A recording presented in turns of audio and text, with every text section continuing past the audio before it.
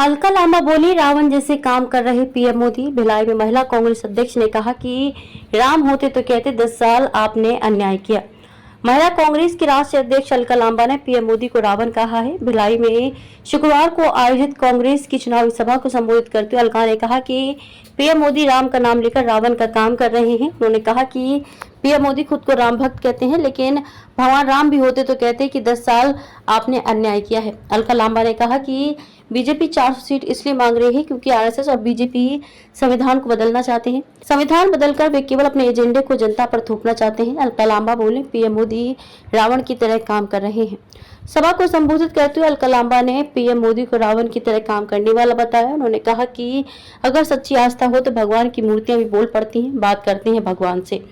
अगर इतनी अच्छी आस्था हो, धर्म के प्रति निष्ठा हो, तो प्रधानमंत्री जी भगवान राम के सामने खड़े तो होइए। भगवान राम अगर उनसे बात करने लगे तो भगवान राम भी यही कहेंगे कि तुमने 10 साल अन्याय किया है, तुमने अपना राज्य धर्म नहीं निभाया। हिंदू मुस्लिम मंदिर मस्जिद ये एक रंग में है, इसे बांटना चाहते हो। रावण ने माँ सीता का हरण किया तो क्या हुआ, पूरी लंका को उन्होंने आग लगा दी। लेकिन प्रधानमंत्री क्या कर रहे हैं? कितनी माताएं न्याय मांग रही हैं, कितनी बेटियां न्याय मांग रही हैं। आप अपने आपको श्री राम का भक्त कहते हैं, लेकिन आप में मर्यादाएं खत्म हो चुकी हैं।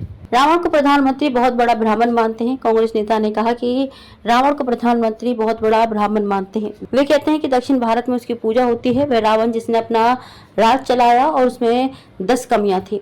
उसने माता सीता का हरण किया। इसके चलते मर्यादा पुरुषोत्तम राम सब कुछ त्याग कर उससे लड़े। वहीं प्रधानमंत्री बिना कुछ त्यागे देश के गरीब मजदूरों के अधिकारों का हनन करके अपने पूंजीपति मित्रों को सौंप रहे हैं। कांग्रेस के न्याय पत्र को समझना होगा। अलका लांबा ने कहा कि मल्लिकार्जुन खड़गे ने प्रधानमंत्री से मिलने के लिए समय मांगा है। वे उनसे मिलकर कांग्रेस के न्याय पत्र को उन्हें समझाना और पढ़ाना चाहते हैं, क्योंकि इसे लेकर प्रधानमंत्री लोगों को बरगला रहे हैं।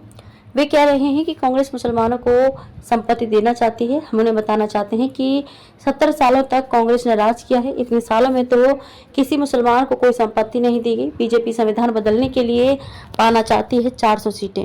अलका लांबा ने कहा कि बीजेपी 400 सीट इसलिए मांग रही है क्योंकि आरएसएस और बीजेपी संविधान को बदलना चाहते हैं, क्योंकि उनकी सोच वन नेशन वन इलेक्शन है। पंचायत और नगर निगम का चुनाव होता है, वह एक साथ कैसे संभव है।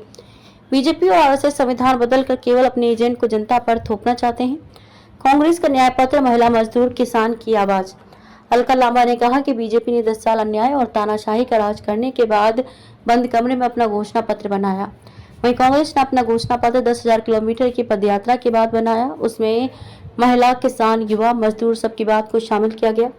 कांग्रेस 5 न्याय 25 गारंटी पर चुनाव लड़ रही है। प्रधानमंत्री की हिम्मत नहीं कि इन मुद्दों पर बात कर सके, इसलिए झूठ से जनता को भ्रमित कर रहे हैं।